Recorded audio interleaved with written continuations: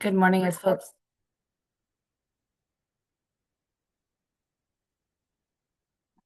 Hello, Corey Zimmerman. Good to see you. Hi, Emil. Good to see you.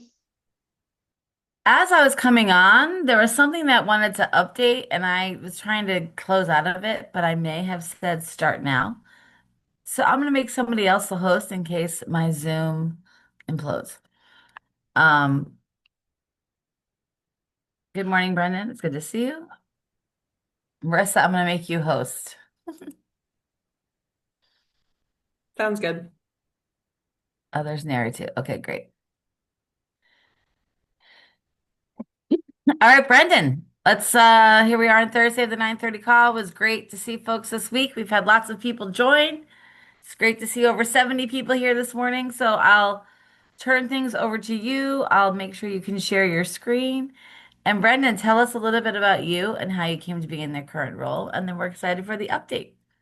Oh, Good. Thanks so much, Amy. oh, she dropped. Can folks hear me? Yep. Awesome. Well, this morning is really about the Commonwealth Children's Fund and the work they're doing. So I'll do a quick intro to myself and then turn it over to them so they can talk about their work and sort of the beginning of this grant program that we've built together. So I'm an independent consultant in the childcare and community development spaces. I have been in childcare for about 5 years now. I was working at the MBTA and then COVID hit. It's a bad time to be in mass transit. And I went back to a college course I took with Jack Shonkov about child development. And it really, really hit me that people should be talking more about this. And I know the people in this room have been talking for a A long great time. idea, Brendan. But this was a revelation to 22-year-old Brendan. Um, but I got involved with the Common Start Coalition, and that's how I know a lot of folks here. And then I worked in a center-based environment at Horizons for Homeless Children, great program in Roxbury that has a really interesting housing intersection too.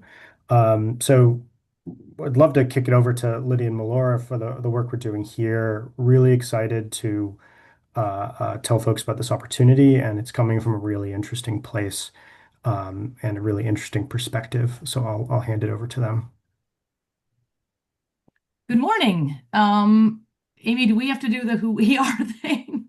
Yes, Melora. Oh, great. So I'm Melora Balson. I'm here with my partner in crime, Lydia Icky. And we are the sum total of the Commonwealth Children's Fund, except that for the last year, Brendan has like quadrupled our capacity single-handedly, which is pretty awesome. I we started CCF. We're heading into year 8, I think, in the next couple Wow. of weeks, and before that, I spent 20 years home parenting 6 kids, the youngest of whom is heading to college 2 weeks from today. Not that I'm counting, but I'm starting to get weepy. But luckily, 2 of my kids have just moved back to Austin, my older ones, so that's good. I spent my early years right after college in retail management, which I hated every minute of, which inspired me to do something different. I spent the 5 years after that working. There's a theme here because Kristen McSwain was talking about her time at the Mass Service Alliance when she was on the call last week, and I was the deputy director of the Massachusetts Service Alliance in the years right before I went to do kid mom duty full time, overseeing the AmeriCorps network in Massachusetts, and was the chair of the Families First board during my full time mom time. Liz, do you want to do a quick on Sure. you? Sure. I am Lydia Icky, and as Melora said, we are co-partners in the Commonwealth Children's Fund. Let's see. Melora spent 20 years raising kids. I spent 17 years home raising kids. I have 4. And before that, I was a management consultant and an investment banker. So pretty different stuff. But during my at home with kids years, I chaired the preschool PTO and, was sort of the volunteer on steroids here. And it became pretty clear, for reasons similar to Brendan, that early childhood was a very special and pivotal time in a person's life. And so when Melora and I, who have known each other for as she likes to say, 100,000 years, but I will say maybe 34 years or something.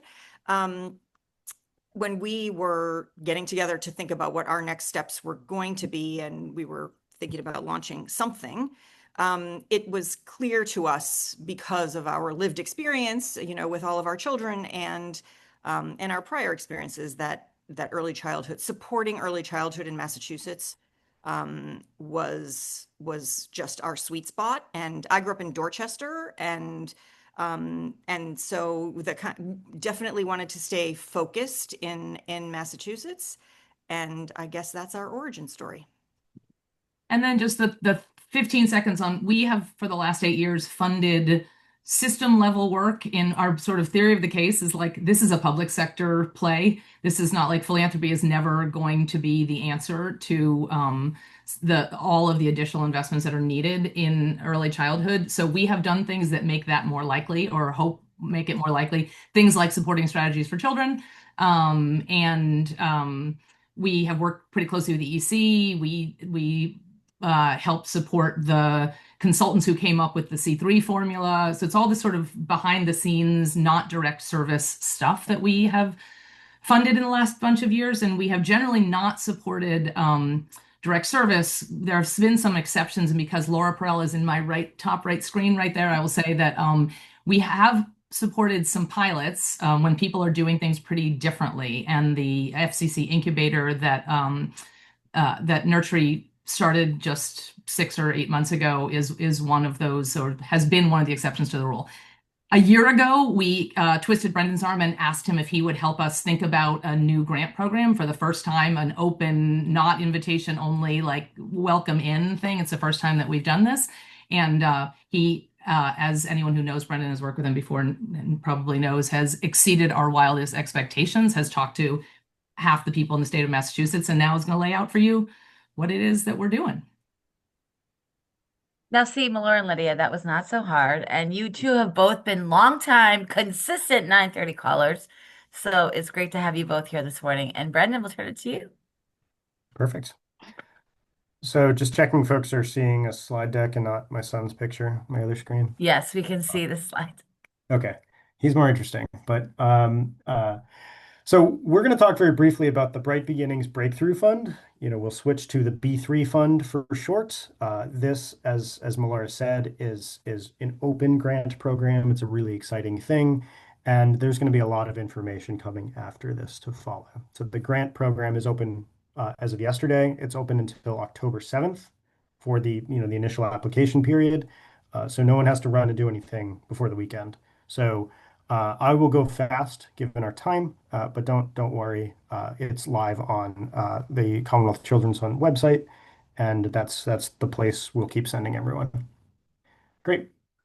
So this program is a competitive multi-year grant program. So what this means is there's no magic way to sort of conform to the grant and you get it. We will only be funding a subset of really exciting projects. But we are starting with a very wide field, and we really want as many people as possible to apply.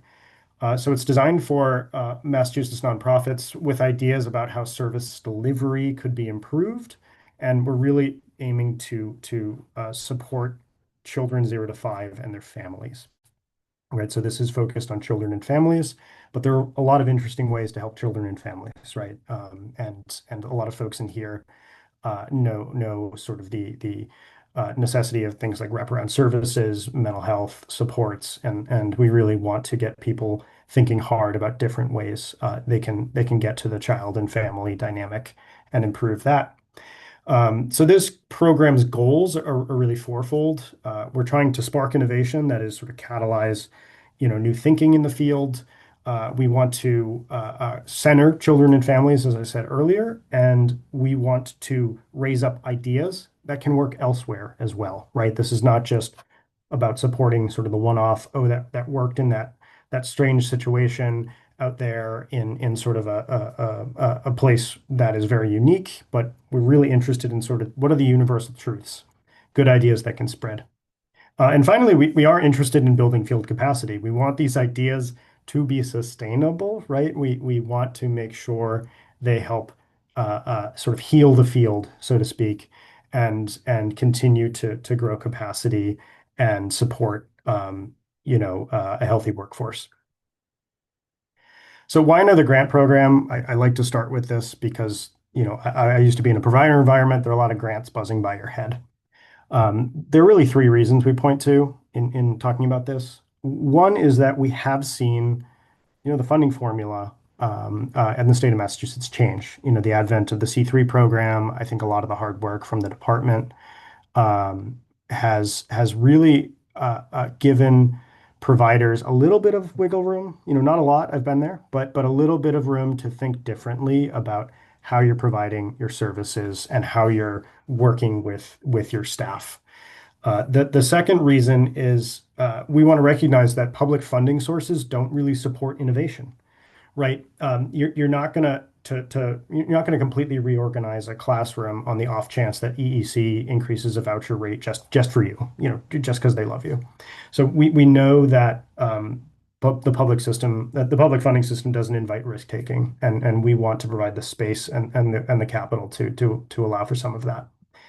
And finally, it's really hard to spread the word. A lot of folks, a lot of the 95 folks on this call have been involved with an innovation in early childhood services.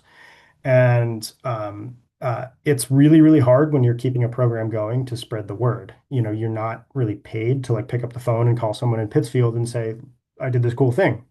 So this program is about the funder taking on that responsibility. And we're really excited about that. As we get into it, I want to thank all of the organizations we talked to through this. Some really, really great thinking going on all over the state and the country and also the world. We talked to some great grant makers in Canada and Ireland. There's some really interesting thinking going on. But really want to thank folks who hosted us around the state. We did some listening sessions in addition to my individual research, and those were really successful.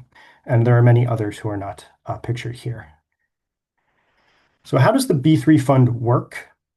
It really starts with a low lift application. That's the thing that's open now. We call it a call for concepts because this is really about the concept. We want folks to tell us what is the idea you're pitching. How can you develop that in 3 pages max or with a video up to 5 minutes? So we really want to hear an idea that has enough meat to it that we really understand what's going on, but we're not going to ask you for, your mother's birth certificate or 5 years of financials, right? So this is a low lift application. From that large pool of applications, we're going to choose up to 20 really, really promising ideas. Those folks will enter into an accelerator type program. We got this idea from other folks who do similar things in the private sector and in sort of the philanthropic sector. These finalists will receive $10,000 in grant funding, really to do whatever they want. Hire a contractor, just give your staff a little bit of breathing space. It's really open-ended. Folks in this accelerator will have 3 months to really build out their idea even further, build out a true budget, build out a real plan for hiring new staff and headcount.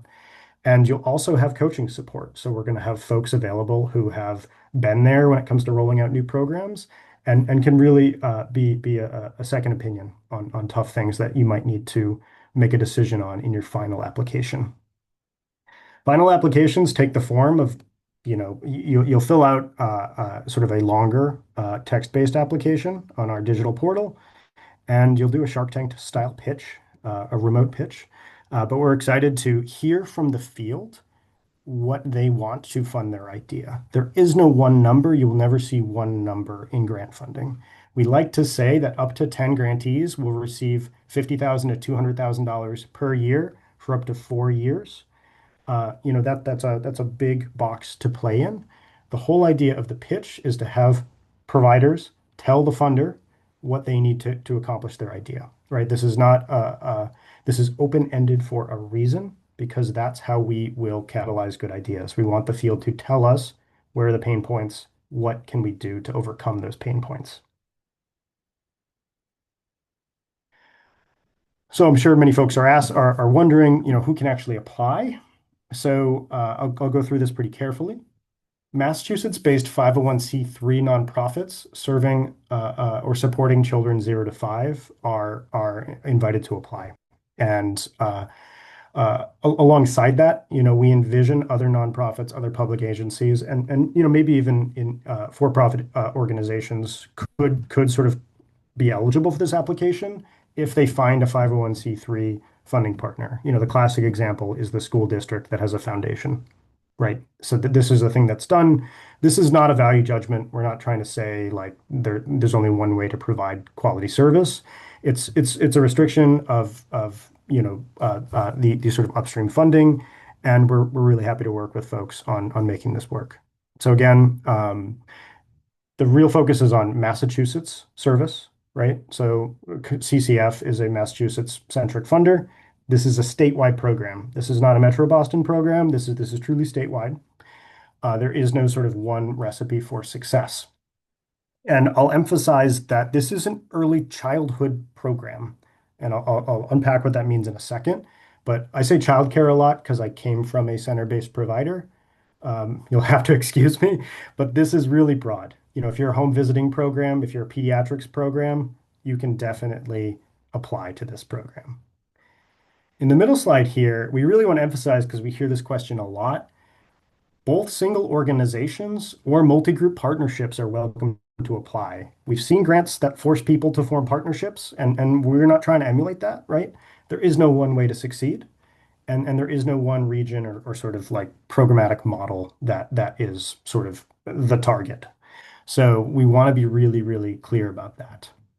And as I said earlier, truly statewide.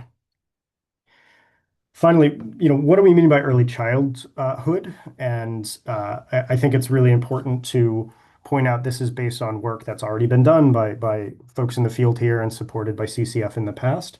So we go back to the EC 101 Early Childhood Systems Framework to sort of ring fence what we mean by early childhood. So we definitely mean things like family and a caregiver support, as well as early education and care. We also think about community engagement and health and well-being. So we want to emphasize that ideas can really come from anywhere.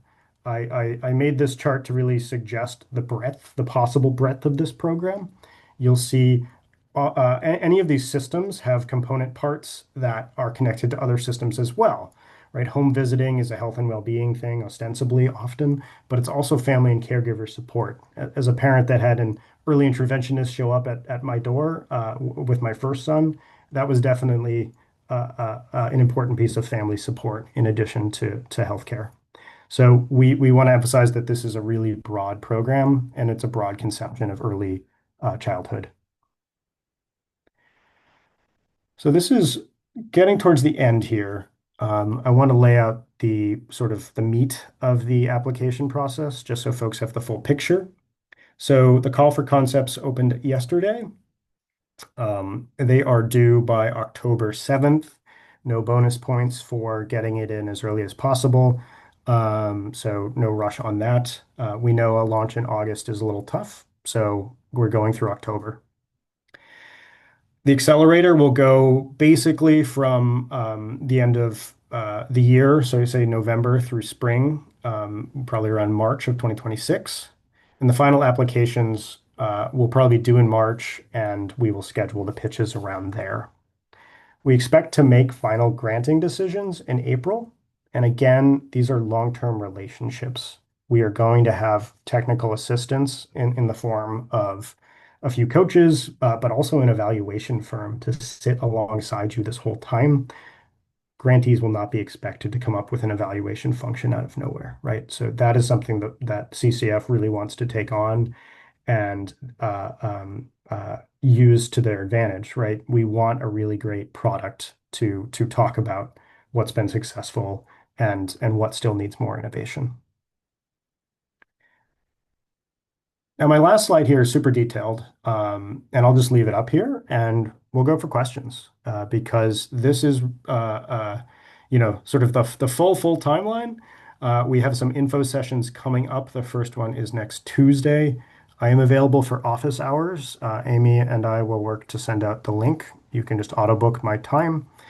And the function of the info sessions and the office hours is, to ask some of these questions, maybe about eligibility, to ask some of these things about the fit of a specific idea. Um, Coming to office hours has no bearing on your scoring. I'm not a reviewer, in full disclosure. I have no magic, secrets to give away. But it's an opportunity for folks to think differently and bounce some ideas around. So we've got about 5 for questions. I will also add that my Zoom did crash. So now I'm on the phone. Marissa or Neri, I can't see chat or Titus. So if folks want to help Brendan, still Okay. feedback. So I did see a lot of appreciation in the chat before I crashed out. And just also want to acknowledge the kind of the timeline, because I think this often happens that you hear of an opportunity and everything is due next week. There's, Uh, I Go ahead. can jump in, Amy. There's no questions, a lot of appreciation and excitement in the chat, Brendan. And I see Molly just put her hand up, so we can go to Molly in 1 second. There was a quick note that the timeline on the website does not have the March deadline in it, which may or may not have been intentional, but just wanted to let you all know that. Yep. Molly. Just a note on the March deadline. Yeah. The March deadline is for folks who applied before October and are in the pipeline. So that March deadline is not like a public deadline, and I mean that's one reason why we're lighter on detail around the accelerator, because there is no application after October, right? So folks start in sort of a broader pipeline and come down to a narrower set of organizations. So I just want to be really clear. The two-step application process doesn't mean there are two public applications, right? So there's a public application from now until early October, and the folks who are selected from that larger pool are sort of in the mix. And just want to avoid confusion because it's a new thing we're trying. Good. Molly, I saw you had your hand up. Go ahead and jump in. Hi there, everyone. Thank you so much, Brendan, for walking us through this exciting opportunity. I work for the Boston Outdoor Preschool Network. I have a clarifying question. Please. You talked about and I'm sorry, I read the grant guidelines and listened to you intently, but I just am still a little unclear about the research component in here. When you speak about that CCF will take on the evaluation function and that this is an innovation catalytic idea, Right. I anticipate that a component would be research throughout. So when you say that CCF is taking on that evaluation component, would that be someone that is a researcher and profession expert and help us to define those elements of our plan? And Yep. they would also help us to come up with the evaluation criteria and assessment study, so that and similarly, would that budget be held by CCF, or would we need to consider that in our design? And then my second question is about, as this is looking to innovate, as this is, as you described, thinking about that these could be projects that could potentially be scaled. Yep. Is there a potential within the 3-year period that awarded organizations could consult funders or have guidance from CCF about how to maintain that, how to transition off of the project's funding to then being in a position to help lead or support that scale by ourselves or maybe in collaboration with others? Thank you. Of course. Thank you, Molly. Really great questions. As the first off question about evaluation, we will have an evaluation firm. I think some of the folks we've talked to already are on the call about this opportunity. And this will be in a really supportive relationship. So this will be a collaborative relationship where the evaluator is actually working with you starting in the accelerator program to define your theory of change and create an evaluation plan with you. So what do we want to measure and why do we want to measure it? That is something that the evaluator will work with you on. Grantees are not expected to hire their own evaluators or anything like that. So this evaluator will meet with grantees, sort of final grantees, quarterly. You'll develop an evaluation plan together. This is supposed to be basically a technical assistance service in addition to a data analysis service. So this will be a bit of a shared responsibility in the end, in that the evaluator won't, be setting up a new Salesforce system for everyone, for example. So you as a provider might be asked to do some data capture in a spreadsheet, but the evaluator is there to interpret the data and to tell the story, right? So coming out of this, grantees will not be the ones, writing out the 10-page report on what worked in this sort of innovation and what didn't. That is the evaluator's responsibility. And this will hopefully be an experience that leaves people more confident in their ability to articulate their impact. And yeah, the evaluation here is really more along the lines of storytelling. What worked well, what didn't. And we have no sort of pretense around trying to figure out whether something that was done in 1 year had an effect on a child's development 20 years from now. We're not trying to do that sort of evaluation. It's really storytelling, what worked well, and what could be different in the future. Um, for your second question about, I'm sorry, I totally forgot that. What was it? No worries at all. It was about transitioning off of the Yeah. project funding support and Yep. planning for scale, right? The Yep. idea would be that right, the outcome hopefully would be positive. So Yep. how would an organization, or is there a possibility for the organization to receive support within the 3 years to think about that transition and continued financing? Yeah. So the sustainability story discussion around that will start with your coaches and with your evaluation firm as early as the accelerator program. And that will sort of the sustainability vision will be something that weighs into the final application. As time goes on, this is supposed to be a partnership where we are really understanding how this can be sustained together. We envision that as a part of this. We are learning about exactly what services might be needed to support that. And I can't speak to whether CCF funding would be possible beyond this. Lydia and Melora can chime in on that. But the vision is really to um, help people find the other side of the river and really bridge the gap here. So we want this to be a supportive relationship that really shows the way for other organizations too, because other organizations doing a similar thing will have the same problem, and we want to make sure we find that together. It is 10:02, and I've asked Marissa and Neri to save the chat because I've been back and forth.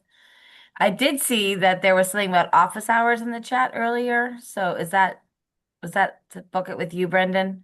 Yeah, that Calendly books my time. Great. Um, you know, I've sketched out time for this. If folks can't seem to find my time or have a specific question, I have an email for the program, b3 at the ccfund.org, and always happy to chat. And I don't know if you answered if there's a place where we can find a list of approved or granted projects. There's no specific list of approved projects, and that's intentional.